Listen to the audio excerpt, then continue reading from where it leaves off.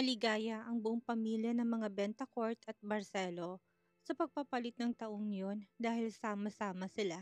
Naging instant double celebration din para sa kanilang okasyong yun nang dahil sa kaganapan ng proposal lalo nang sumabot pa sa kaalaman yun ng ibang mga kamag-anak ng mga Barcelo ang tungkol sa kanilang magiging kasal na maaring mangyari sa taong ding yun. Ilang araw pang nagstay sa Baguio at nagdesisyon na bumaba na rin ng mag-asawang Bentancur at ang pamilya ni Nick. Kung nauna si Nati at Brixton na umakyat ng Baguio sa kanila, sila naman ang nahuling bumaba. Nanatili sila sa mansyon ng mga Barcelo na una pa lang ay planado na ni Nati na mangyayari, na halos ay ayaw na niyang humiwalay sa dating gobernador na wala namang problema sa kanilang pamilya dahil matanda na sila. Bumalik si Gaston sa trabaho, ganun pa man ay masaya siyang araw-araw na hinihintay na mag-ina niya ang kanyang pag-uwi, kung kaya naman ay palagi siyang ganado. Palaging pauwi rin ang kanyang gusto. I'm excited at the same time, scared Gaston. Baka kasi gawa-gawa lang ng utak ko ang lahat ng ito.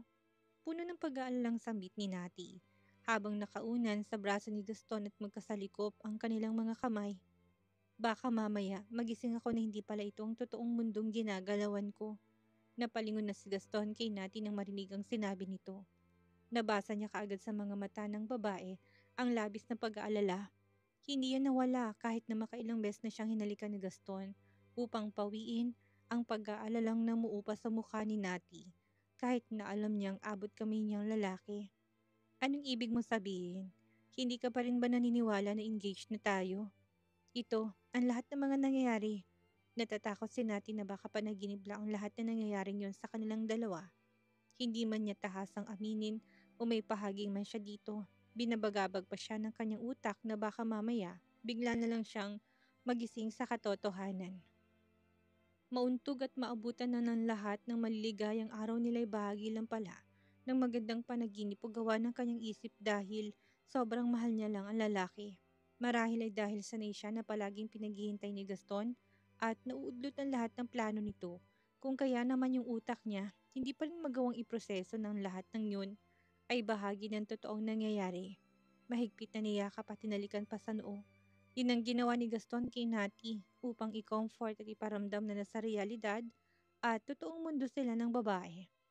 Huwag ka na mag-alala. Totoo ang lahat ng ito, Nati. Totoong totoo. Gusto mong patunayan ko, ha? Sumili ng kakaibang ngiti sa labi ni Gaston nang makita ng ngumuso ng labi ni Nati. Pinalamlam pa niya ang mga matang nakatingin sa mukha ng babae na napunta sa labi nito. Dapat nga yata akong mag-alala at mag-overthink ng mga sinasabi mo dahil, alam mo, hindi ko inaasahan na ma-inlove ako at lalagapak sa palad ng isang babaeng bata ng 10 taon sa akin na gaya mo. Hindi ko alam kung bakit baliw na baliw ako sa'yo. Mula nang dumating ka sa buhay ko, nagbagong lahat ng pananaw ko sa buhay. Originally, wala akong planong mag-asawa. Magkaroon ng sariling pamilya. Sapat na sa akin na maging ganito ako. Tignan mo nga ngayon, may anak na ako at plano ko na rin na pakasalan ka. Sino mag-aakala ng isang kagaya ko na workaholic, self-centered ay magbabago mo? Hmm? Kumikibot-kibot ang bibig na sambit ni Gaston na nakatingin pa rin sa mukha ni Nati. Tahimik siyang pinakinggan ni Nati na itago man ang kilig, makikita pa rin yun sa pamumula ng kanyang mukha.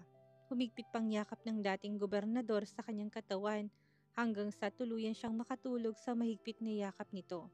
Nang magising ay wala na sa tabi ang lalaki gaya ng ibang araw. Maagang umalis si Gaston. As usual, may iniwan na naman tong breakfast sa kanilang mag-ina. Yung tipong kahit na may mga maid naman nagagawa ng bagay na yon, ay nag-e-effort pa rin siya para iparamdam na inaalagaan niya sila. Nang malaman yon ng kanyang inang si Doña Corita, ay labis tong natuwa. Nakikita niyang pagiging seryoso ng anak sa pagkakaroon nito ng pamilya sa hinaharap. Anak, gusto mo na bang bumaba at umuwi? O gusto mo pang makasama ang daddy? Mabilis ang ginawang pag-iling ni Brixton na nakatingin ng mga mata sa mukha ng kanyang ina. Habang may pagkainginunguya ang kanyang bibig, naiintindihan niyang sinasabi ng kanyang ina sa kanya. No, mommy. Napangisi na doon si Nati. Total wala naman silang gagawin din sa ibaba. Bakit sila bababa agad? Doon na lang muna sila at magiging makabuluhan at maligaya pang araw nila. Isa pa tatambay lang din naman sila sa mansyon hanggang maboard. Wala pa rin naman silang planong bumalik sa Canada.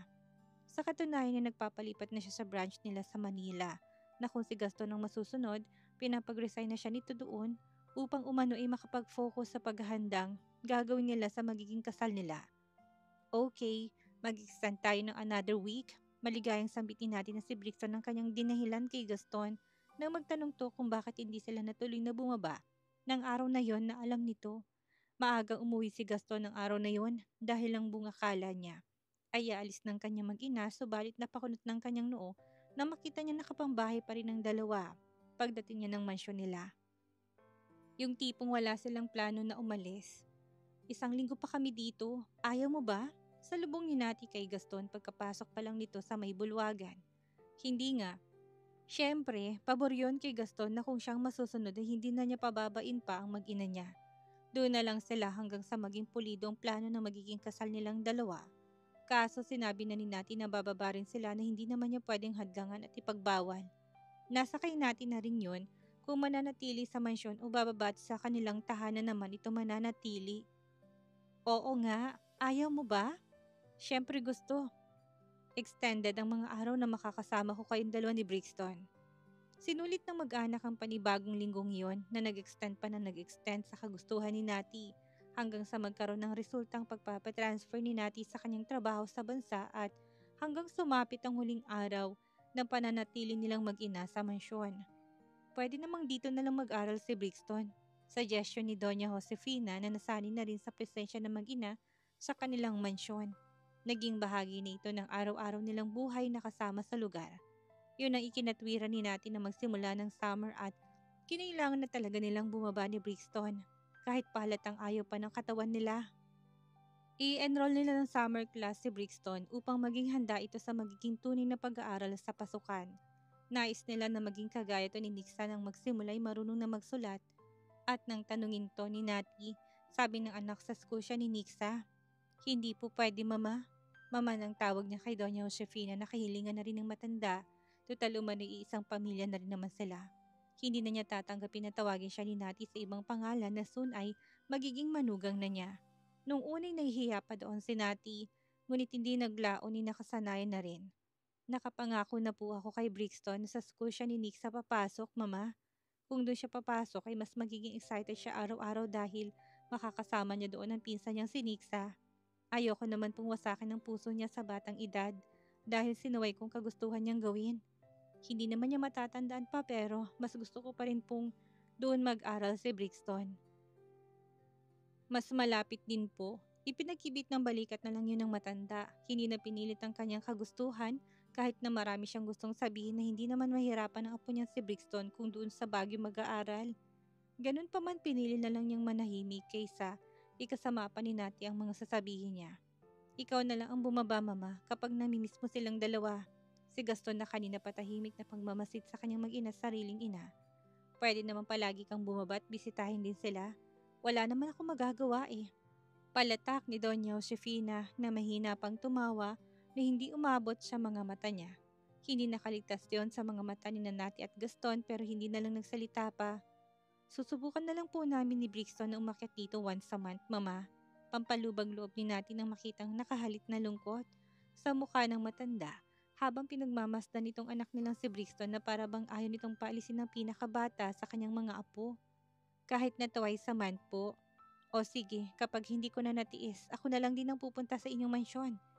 Kinagabihan pagdating ni Nati at Brixton sa mansyon ng mga Bentacourt ay nagkaroon sila ng family dinner kasama ang pamilya ni Nick at Krisa. Ganun na lang ang gulat ni Nati nang makitang may kasamang bata doon si Nixa, hindi pamilyar sa kanyang mga mata. Noon lang niya ito nakita.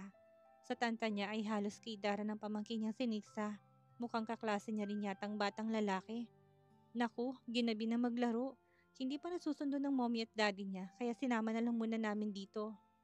Ayaw namang sumama sa driver na sumusundo kahit nakasamang mga kapatid niya.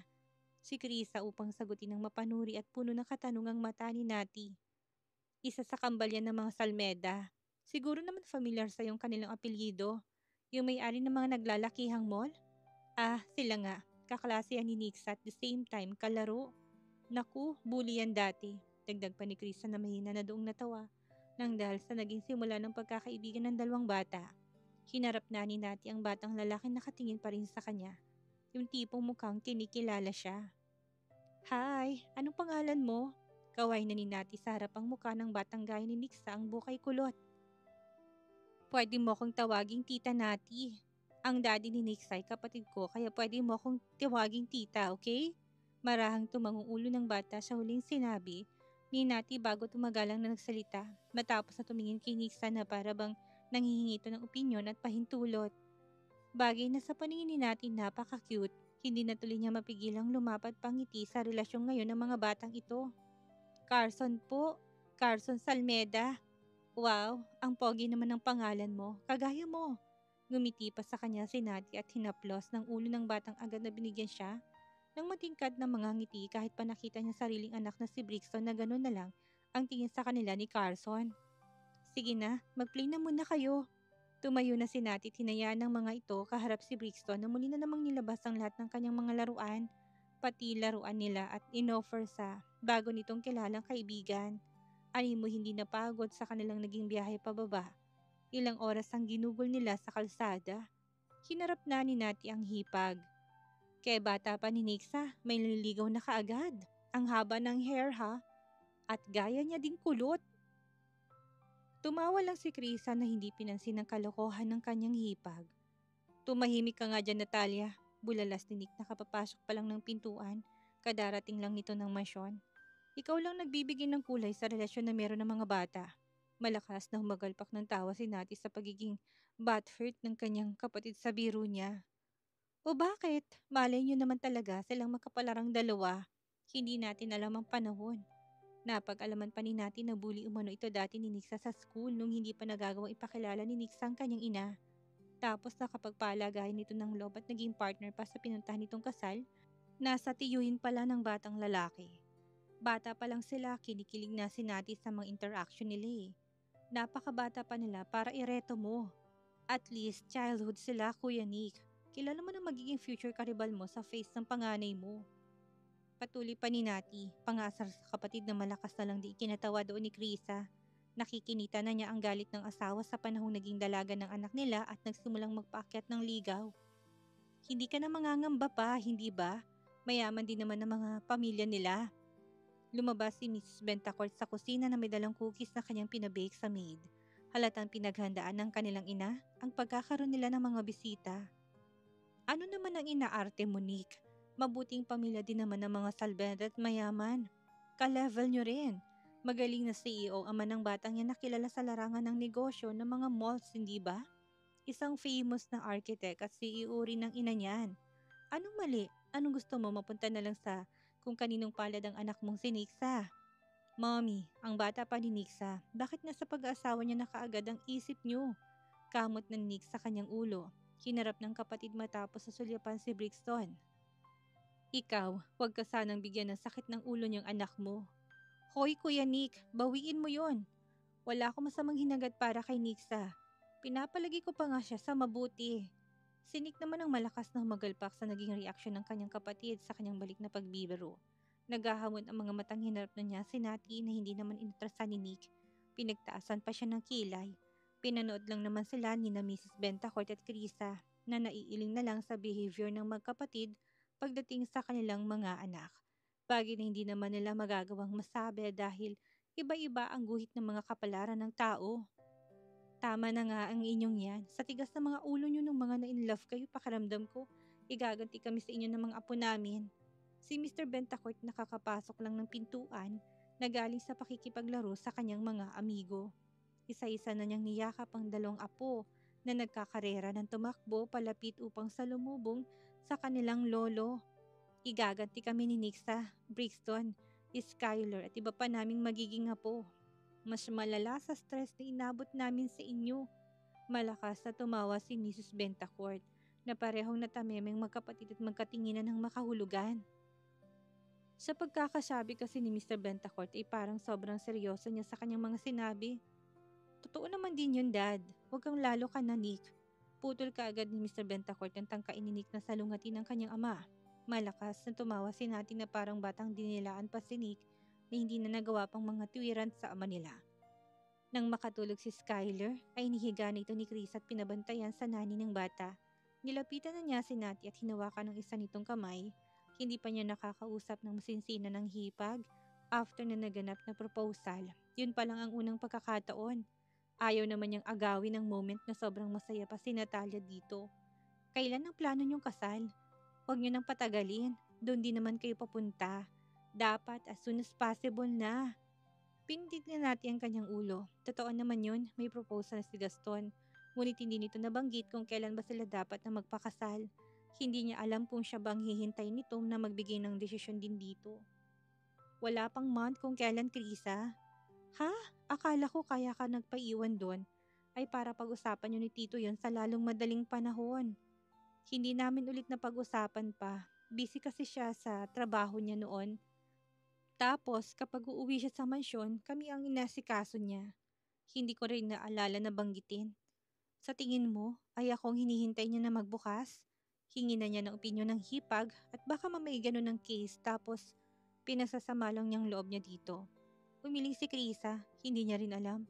Dapat sa ngayon na pag-uusapan na ng dalawa yon kahit na busy ang tiyuhin. Subukan mong i-open sa kanya kasi baka nga hinihintay ka niya na magsalita. Minsan kasing mga lalaki sa ating mga babae dumidepende nang hindi natin namamalayan. Basta kami ng Kuya Nick mo, wala kaming ibang hiling kung hindi ang maging maligaya ka na kagaya namin. Ngayon pa lang sasabihin ko na hindi mawawalang mga pagsubok. Kaakibat na yun ng buhay kaya naman huwag kayong matakot na dalawa doon. Tignan mo nga kami ng Kuya Nick mo. Napakaraming best na naming sinubok ng panahon. Asan kami ngayon? Heto, nananatiling matatag. Nang makita sila ni Nick ay lumapit na rin to sa kanilang banda upang makiusisa ng kanilang naging usapan. Kailan ang kasal ninyo? Tanong din ni Nick kahit na pinandilata na ni Chris ang kanyang asawa na hindi siya pinakinggan ay bahagya na niyang pinaulan na ito ng lihim na kurot. Bakit? Nagtatanong lang naman ako para paghandaan. Baka mamaya niyan piliin nilang date ng kasal ay nasa business trip ako. Paano pa ako makakadalo, Aber? Wag nga ako, Nick. Alam kong narinig mong sinabi ko. Hindi kailangang ulitin para pasakitan ng kapatid mo. Tinawag na sila ng maid para sa kanilang magiging dinner kung kaya naman doon na naputol ang kanilang usapan. Pagkatapos noon ay nag-aya na rin na umuwi si Nick at dumating na rin ang sundo ng batang kalaro nitong si Carson. Pinanood sila ni Nati ng tahimik na umalis. Nagawa ng makatulog noon ni Brixton na naramdaman ng pagod. Nang manahimik ang kanilang mansyon, tahimik siyang naupo sa sala at muling tinignan ang suot niyang diamond ring. Tama nga naman ang kapatid at hipag. Bakit ba hindi nila nagawang pag-usapan yun ni Gaston bago bumaba? Naistorbo siya sa kanyang pagmuni-muni nang mag-vibrate ang kanyang phone na nakapatong sa gilid niya. Kamusta ang naging biyahe niyo ni Brixton? Pagod ba?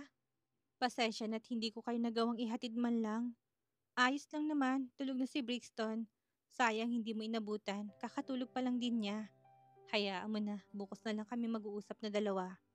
Okay, miss ko na kayo kagad na dalawa. Paglalambing ni Gaston na nakikinita na ni Nati ang itsura sa isipan niya. Napanguso na si Nati, miss na rin niyang yakap ng dating gobernador. Para tuloy gusto na niyang umakyat ulit ng Baguio.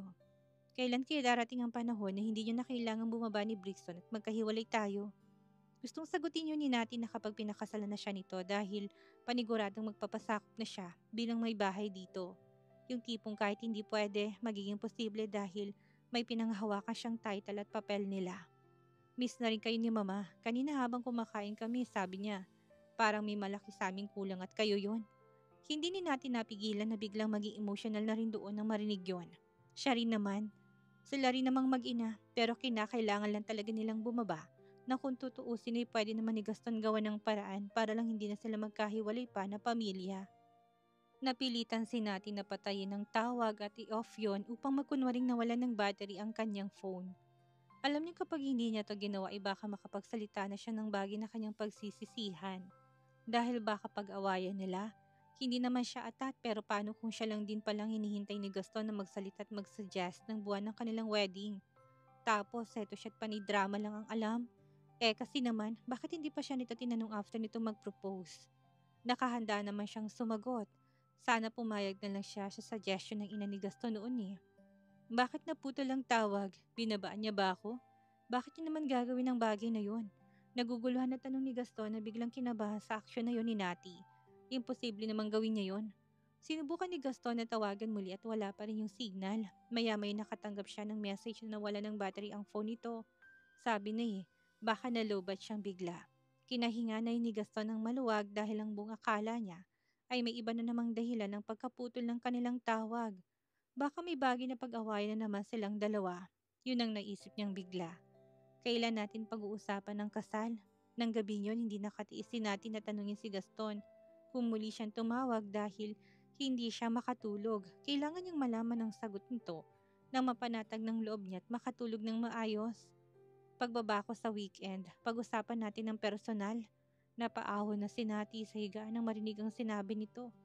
Plano na sanang matulog siya noon. Bababa ka dito? Mm, pupuntahan ko kayo. Na kung pwede nga lang, ngayon na gagawin ko.